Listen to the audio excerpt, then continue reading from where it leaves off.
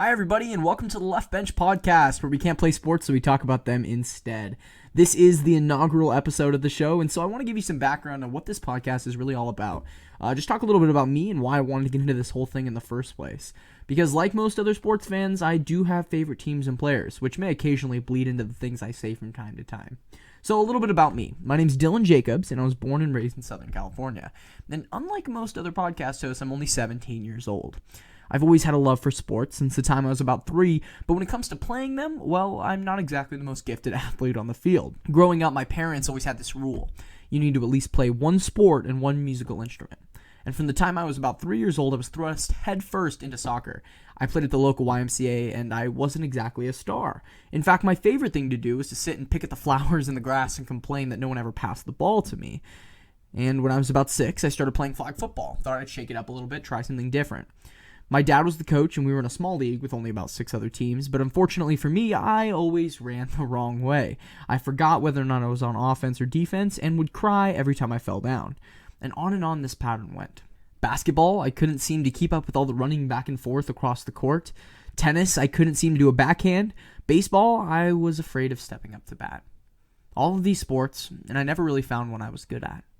But oh, did I love watching sports. And my favorite team to watch was none other than the Dallas Cowboys. Now hold on, before you run screaming, leave a nasty comment, and go watch Shannon Sharp, hear me out. My grandpa is from Texas. He grew up a Cowboys fan and raised my dad and all of his brothers to also be Cowboys fans. In my house, you are either a fan of the boys or you move out. In fact, in the entirety of our family, the only person who doesn't like the Cowboys is my brother, who's a Packers fan, and well, we don't really talk about him. You see, watching sports is always more interesting to me than playing them. And I'm a person who especially loves the statistical side of things. Comparing players head to head by looking at yards, completions, attempts, all of it. It always amazed me. Seeing these great athletes compete on national television and then seeing everything that they did recording for all of history was always my favorite part. Now, I've talked a lot about football, but the other sport I really love to talk about is definitely basketball. And boy, do I love Damian Lillard and the Portland Trail Blazers. I've only been into basketball for a couple of years now, but I love the game, and I also love the statistical side of things. Now, don't worry, I'm not one of those crazy fans who loves everything about their team just because it's their team. In fact, I've been losing my mind over the way the Cowboys have dealt with slightly above average quarterback, who's still better than Carson Wentz, Dak Prescott. And on this show, I won't just talk about the Cowboys, and I won't just talk about the Blazers. And especially with the way they've played this season, it won't always be positive when I do talk about them. But I hope that at least putting my biases out in the open will even things out when I do talk about other teams in the league. But why me in the first place? Why should you come listen to a 17-year-old on a podcast named after a bench instead of something on ESPN? Well, I believe the answer is simple. That's relatability. If you're like me, you know what it's like to not be on the varsity team, or not be the superstar athlete on the field. You may not be Tom Brady, but you do believe you can hold your own. Being able to talk about sports and listen to opinions from like-minded people is incredibly enjoyable, because you may disagree with me on half of the things that I say, and you know what? That's fine. Being that this is such a small podcast, I hope to bring some of you on the show and have discussions about the sports that we've grown to love. Now, this show is a work in progress, but I can't wait to watch it grow and develop, and I hope you'll join me. Because the world we live in right now is scary. With all the events going on around us, or rather the lack of events going on around us, things like the NBA being shut down, the MLB, the NFL possibly being postponed, sports is something we need right now. So what I want to do is just add some levity to this life that we live in. I hope that for a couple of minutes a day, or maybe more, you can tune in and just enjoy some talk about something besides the coronavirus. Wake up to some news other than the death count that's constantly growing each and every day. I hope that we can look forward to the future with anticipation and look back on the past with good remembrance. Instead of constantly living in fear of what this virus is doing to us, we can instead live in hope of the future and bond together over something as simple as sports. So with all that introduction stuff out of the way, what I want to do here is go ahead and switch gears and get into our first ever segment here on the Left Bench Podcast. And that really has to do with something that just got released this morning, which is the NFL around 9 o'clock posted on their Instagram, the 2010s All-Decade Team, starting out with their offense. And looking over this list, for the most part, I agree with almost every single person who was selected. They even had a couple of unanimous selections that were decided upon, and for the most part, I think they're great.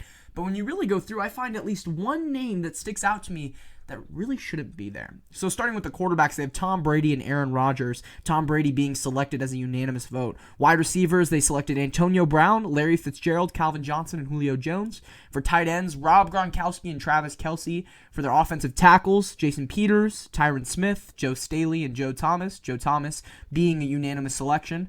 For the guards, Jerry Evans, Logan Mankis, Zach Martin, Marshall Yonda. For their centers, Alex Mack, Marquise Pouncey. For running backs, Frank Gore, Marshawn Lynch, LaShawn McCoy, and Adrian Peterson, with Darren Sproles as a flex. And Adrian Peterson was also a unanimous selection.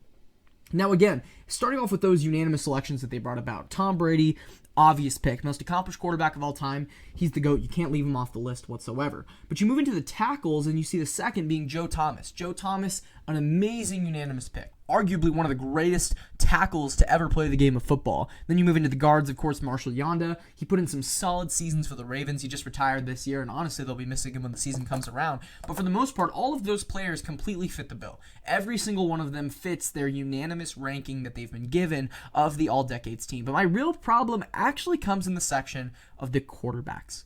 Now, they only selected two, being Tom Brady and Aaron Rodgers. But when you look at these two, I believe that one of them really shouldn't be there. And obviously enough, it's not Tom Brady. I do believe that Aaron Rodgers should not be on the list for the All-Decades team of quarterbacks. Now, if you compare him to other quarterbacks of his time, there aren't really very many who compete with Rodgers in the first place. But there is one who should take his place. And I believe that that is Drew Brees. Drew Brees should have this spot over Aaron Rodgers. And I firmly believe that. When you look back over the past 10 years, many analysts and many fans in general have been praising Rodgers from the very start. People calling him the most talented quarterback of all time, saying that Brady's the most accomplished and that Aaron Rodgers is the most talented. But honestly, I really don't believe that. I think when you look at these two quarterbacks, Aaron Rodgers and Drew Brees, head to head, Drew Brees really has a lot more when it comes to ranking and when it comes to a case for being one of the all-time quarterbacks of the 2010s. That comes with their stats, that comes with their overall wins as quarterbacks, or how close they've been to the Super Bowl, or even their Super Bowls themselves. These two quarterbacks are very similar in a lot of ways, but I do believe that Drew Brees deserves the edge. So let's look a little closer at some statistics. Now, one thing that you'll notice right off the bat is that Drew Brees and Aaron Rodgers are very, very similar in a lot of ways. But in almost every category that really matters, Drew Brees outshines Aaron Rodgers. Starting off with games played. Drew Brees has played in 168 games since the start of the 2009-2010 season, while Aaron Rodgers has only played in 158 games total. So Aaron Rodgers has missed 10 more games due to injuries than Drew Brees has in the past 10 years. But what about their wins? Well, in 168 games played, Drew Brees has 108 wins, whereas in 158 games played, Aaron Rodgers has 107 wins. So Drew Brees only has one more win than Aaron Rodgers in 10 games. So that stat pretty much goes to Aaron Rodgers when it comes to their winning percentage and their overall ability to win in games. But what about specific passing statistics? Well, moving to their completions a little bit. Drew Brees has 4,533 completions to Aaron Rodgers' 3,537. Drew Brees has almost 1,000 more completions than Aaron Rodgers does in the past 10 years. That statistic alone gives huge credit to Drew Brees and what he's able to do, especially since when it comes to the Saints, they haven't really had a lot of top receivers. The Packers have been loaded with talent for years to come. In 2014, when the Packers beat the Cowboys in the playoffs, they had a fantastic roster. Fantastic. Aaron Rodgers has always been set up for success in everything. He's had a fantastic coach. He was trained by Brett Favre when he first got drafted in the first place, and Drew Brees hasn't really had that, at least not to the same degree. But Drew Brees has been able to take nothing and turn it into something, and that's easy to see in almost all of his stats, especially in just how many completions he's thrown. But what about completion percentage? Well, Drew Brees has had a 69.6 completion percentage in comparison to Aaron Rodgers' 64.7. Yet another statistic in which Drew Brees is completely besting Aaron Rodgers. So it's not like he's just throwing a ton of checkdowns and throwing a ton of incomplete passes and that he just has way more pass attempts than Aaron Rodgers. No, he genuinely does have a better completion percentage as well. And that's a pretty big gap between 69.6 and 64.7. What about touchdowns? Well, Drew Brees has thrown for 379 touchdowns to Aaron Rodgers' 335. That's more than just the difference of 10 games. That's a huge number of touchdowns that Drew Brees has accumulated in comparison to Aaron Rodgers. What about game-winning drives? Drew Brees has had 39 game-winning drives in comparison to Aaron Rodgers' 22. Drew Brees definitely deserves this spot over Rodgers. He has the clutch factor, he has the ability to make plays, and he often hasn't even had the better roster in comparison to Aaron Rodgers. But he's been able to make it work. And when you look back over the best quarterbacks in history, Drew Brees doesn't just rank one of the best in terms of the 2010s, but one of the best ever. He carries tons of records in the NFL. And when I say tons, I mean tons. Whether it's specifically just the record for passing touchdowns, which he's held, or the record for the most passing yards in a career at 74,437, the most 5,000-yard passing seasons with 5 from 2011 to 2013, most consecutive 4,000-yard passing seasons, and that's not even the end of it. There are even more records that Drew Brees has held, even more statistical triumphs in the entirety of his career, and especially in the past 10 years. When Drew Brees left the Chargers and came to the Saints, his career dramatically improved. The difference was crazy. And when we look at this list and we see the fact that NFL executives have not even placed him among the best 2 quarterbacks in the past 10 years, honestly, it's shocking to me. But let's move into the wide receiver category. I know we spent a lot of time there, but the wide receivers are honestly pretty great. Antonio Brown, who's fallen apart in the last couple of years here. Larry Fitzgerald, who's been fantastic. Calvin Johnson, amazing wide receiver, and Julio Jones. All of them deserve to be there.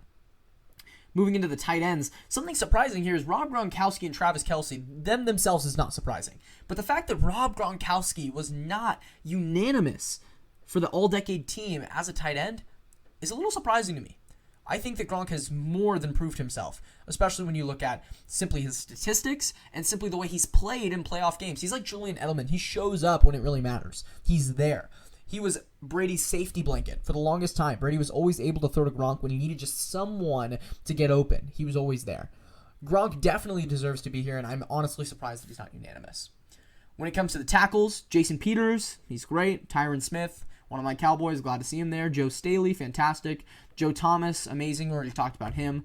The guards, all of the guards are fantastic. Really, all of them, every single one of them. It's good to see Zach Martin, some Cowboys representation.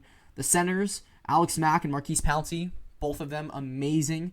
Now, not as amazing off the field, especially when it comes to the Pouncey twins, but, they're both great when it comes to football. Running backs, Frank Gore, old but still going. Marshawn Lynch, beast mode, gotta love him. LaShawn McCoy, shady, get him out there. I hated him when he played for the Eagles, but he's doing better now. Adrian Peterson, he was great on the Vikings.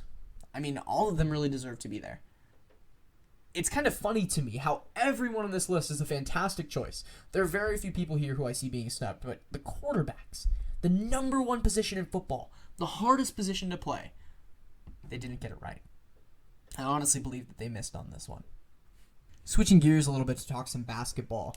Now, the NBA season being canceled is obviously a travesty, and it really stinks, especially for someone who is a Blazers fan. I was looking forward to seeing them play and hopefully sneaking into that 8th seed, but obviously it's not going to end up happening. Many executives are debating about whether or not the season's even going to continue to go on.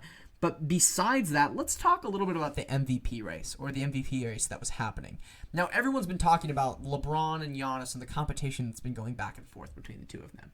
But at the end of the day, when we sit back, I don't really think it's a competition. And many people don't.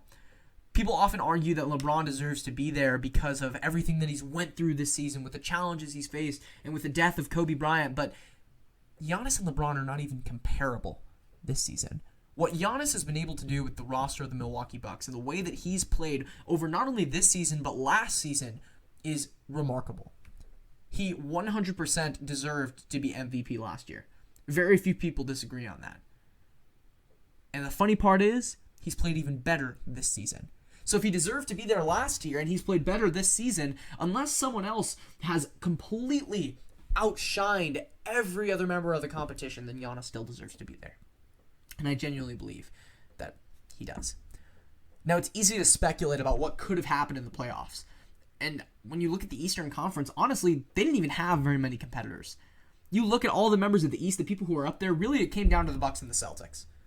Those are really the only two teams who had a chance of making it to the finals, and they don't even really have a chance of winning it. People have often talked about the battle for LA, the Lakers and the Clippers. The Lakers have been so dominant this season. So dominant. It's insanity to me. They have a fantastic roster with fantastic pieces all around them. They have the greatest of all time Alex Caruso. No, I'm just kidding. They have the greatest of all time, LeBron James, playing on their team, and he's done fantastic. Fantastic this season. After last season when he sat out because of injury, people thought that he wasn't going to be able to come back, that was the end of LeBron's career. But no, he's back and swinging. He had a fantastic season this year. He's carried the Lakers thus far. But it's really the addition of Anthony Davis that has made the team shine so much. The fact that Anthony Davis and LeBron were both in the top 5 of the MVP conversation just shows how powerful that team truly was. But of course, there were lots of other contenders in the West. Lots of people who I believe could have slipped in, maybe made it to the conference finals over the Clippers. Not the Lakers, but the Clippers. And that's the Rockets. They surprised me this season. Genuinely impressed me. When you look at the Rockets and everything they've done to change their lineup and change their organization and the culture around it, it's so drastically different from last year. They got rid of a lot of toxic pieces, some pieces that didn't really help their team out. And they also added Russell Westbrook. And at the beginning of the season, I was one of the people who looked at that trade, who saw James Harden and Russell Westbrook on the same team and thought, nah, no way. No way it's going to work. They have too much of an ego. They're both too ball hoggish. They're going to want the ball all the time. They're both going to want to take the last shot. It's not going to work out. No way. And for the first half of the season, I thought I was right. You look at the two play, and it was like one's hot and the other's cold. And it switches back and forth every month. Harden has a good month. Then Westbrook has a good month. Then Harden, then Westbrook, then Harden, then Westbrook. And then they bring out this small ball lineup where they're bringing pretty much everyone on their team who's over 6'9" and just removing them from the face of the planet. Starting PJ Tucker at center. And it's been working. It's been working really well. The Rockets could have been one of those teams who had a chance to really show up in the playoffs. Big time. Another team who could have shown up is the Utah Jazz. As much as I hate them being a Blazers fan, they've done amazing this season. Fantastic. When you watch that team play, there's something about them that is so unique. They have this ability to get hot from three. Joe Ingles gets back there and he's shooting. Donovan Mitchell's shooting. Rudy Gobert doesn't often make a three, but he plays some good defense. And when they're hot, they're hot. They sink threes from all across the court, from the corners, from the top key, everywhere. And it's so easy in that time where they all get hot and they all get motivated to make threes for the other team to just get too far behind. The only problem with their team is that when they're not hot making threes is when they slow down. They struggle inside of the paint. And so they really don't have a lot to catch up on. But they really did have a chance. I definitely believe that the Utah Jazz could have at least made it out of the first round, maybe even the second, if they were really lucky. And it's sad. It's sad that this season's over because I was excited to see the way that things shake up. But next year, a lot of things are going to change. We're going to see how the two main rookies from this year, Zion Williamson and Ja Morant, end up shaping up as sophomores if they go into a slump, or if Rookie of the Year Ja Morant ends up really staying as dominant as he has been, or if Zion can hold this pace that he's had for the second half of the year. When the NBA comes around next year, things are going to change.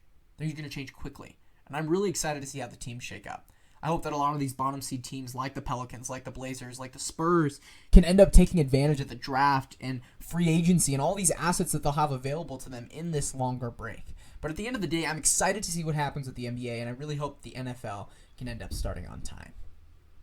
So that's pretty much it for today's show. We talked a little bit about the NFL, about the list that they produced, about the NBA, and overall just some things about the Left Bench podcast. I really want to thank each and every one of you for tuning in, as I've had a lot of free time on my hands, and this has been something I've been excited about doing for a while now.